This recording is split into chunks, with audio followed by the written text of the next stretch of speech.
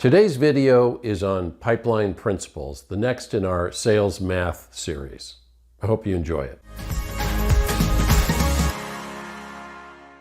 So when you think about pipeline, you want to think about the 3 V's, and they are value, volume,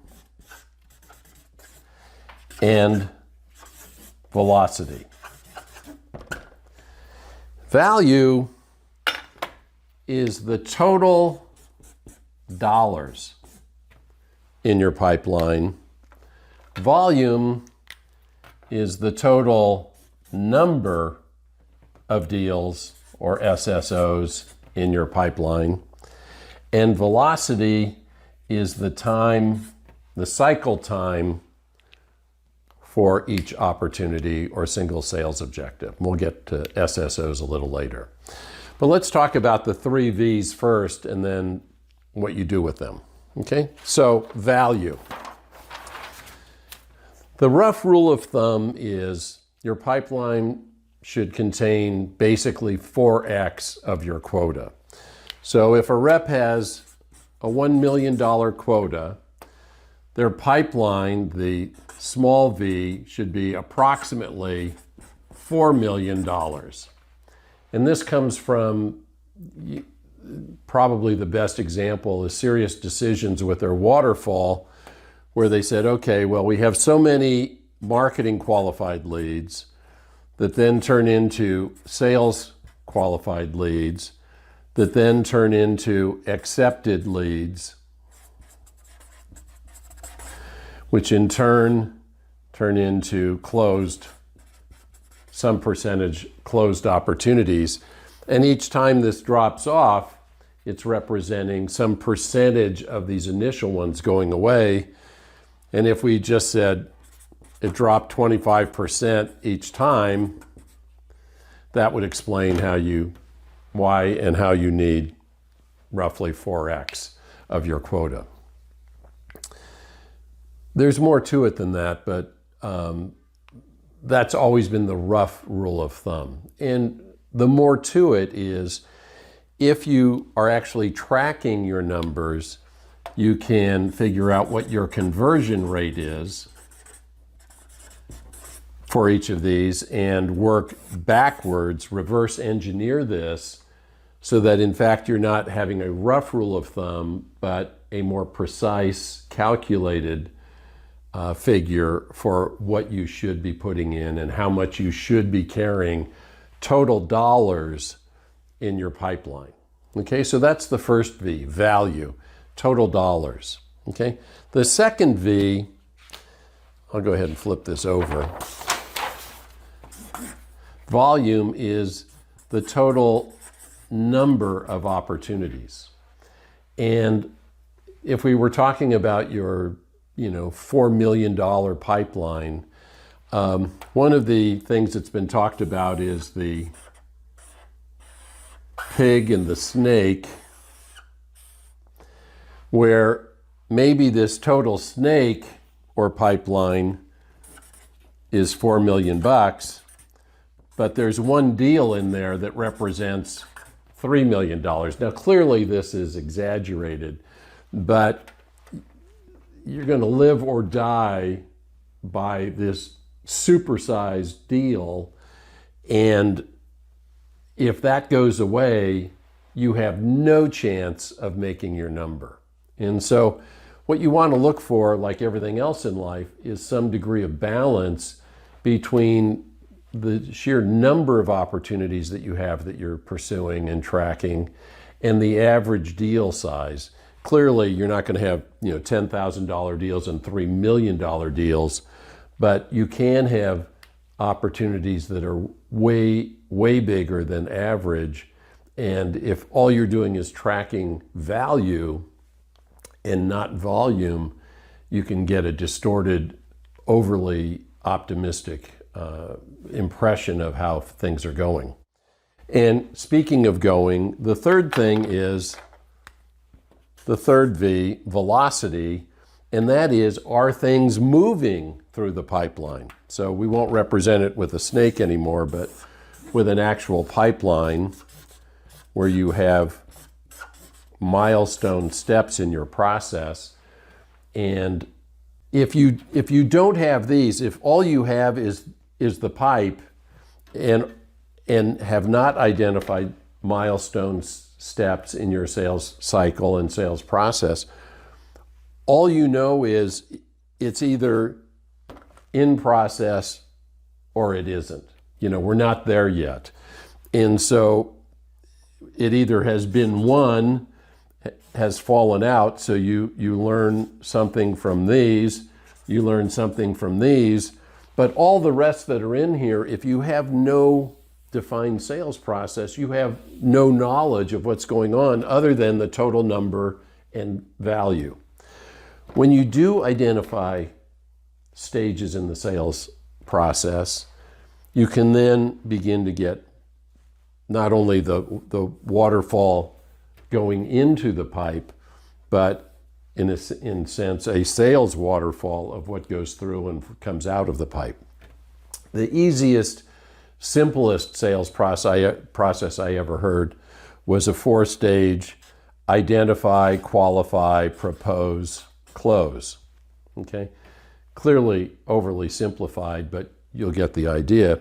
And what you want to do in tracking your pipeline is not just the total number of opportunities and the total value, but the number of opportunities in each phase of your sales pipeline or sales funnel, and that's what gives your pipeline or sales funnel shape.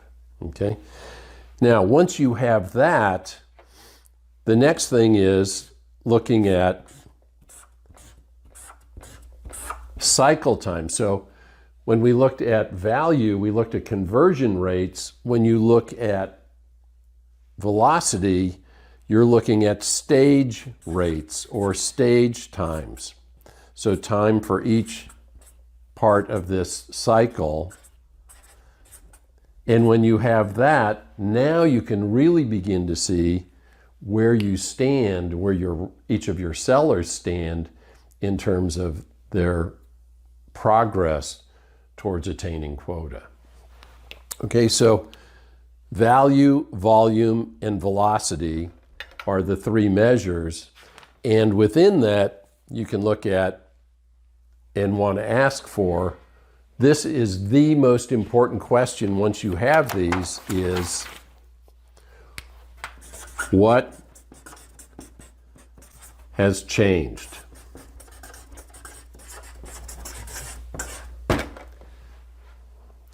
And when we're talking about what, now we're back to the deals, single sales objective. Miller Hyman describes single sales objective as what,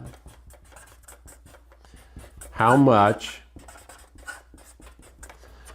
by when. Okay? So what products and or services equaling how many dollars, and what is the expected close date? Okay, now, when you have that as an SSO, that's one of your deals progressing through. And if you then look at how long it is in each stage, you can begin to figure out, is this making progress or not? The problem that folks have when they are tracking this with spreadsheets is it's very difficult to identify what has changed from week to week or period to period. Okay, and so you could, deals that move this week or change this week in some way, either the definition of what we're proposing, the dollar amount, or when it's likely to close. Any or all of those can and usually do change through the course of a sale. It's hard to track that in a spreadsheet, which is why you want to look to the OMS, the Opportunity Management System, and a CRM system. I think most folks understand that, but just for the sake of this introduction, I'll go ahead and say it. Okay? So when you look at the OMS, It can date stamp all of these things, and you can see that things are or are not moving through the pipeline, number one. Number two, it's not necessarily linear. They may go forward and then come back, for some further investigation or further demonstration or proof point, and then move forward again before it falls out or turns into business. And this brings us back to those conversion rates, okay? So instead of a rough rule of thumb, 4x, that sounds about right. What you want to look at are the conversion rates for each of your sellers so that you can see some people are good at getting opportunities in, but they're not good at moving them along. Some people aren't great at qualifying. They get lots of stuff in, but nothing moves forward, and the fallout rate is fairly significant early on. Other people, maybe they're more selective getting things in and are pretty good at moving them forward. A lot of this we talk about in the Examine Your Funnel video, also in the library. Anyway, once you have the conversion rates, then you can be much more specific. So you want to look at probably the industry, certainly each of your sales reps, and then the industry of the opportunity they're going after, the size, what, how much, by when, a couple of other things. Where are we in the sales process, and where is the buyer in the buying process? So when you define these stages, here I said identify, qualify, propose, close. There are things we do as sellers at each of these steps, and there are things that the buyer does at each step, or the prospect does at each step to advance the sale. And so keeping track of where we are and where the buyer is in your OMS is also pretty important. For example, if you're down here in propose and they're still back here, thing that I've asked lots of groups is, do you have proposals out right now? You don't know where they stand. That's because we just went trucking right along as though everything was cool, and in fact the prospect is not tracking with us. So, quick overview on pipeline principles, value, volume, and velocity, and the most important question once you've identified and defined the single sales objectives, the question you want to be asking each time is, what's changed? And in an OMS, you can see the history of that over time. In spreadsheets, all you're getting are snapshots. You can't figure out from week to week, and certainly from month to month, what's going on. And that's why it can be so challenging. So, hope that's helpful. And if you have any comments or questions, please let me know.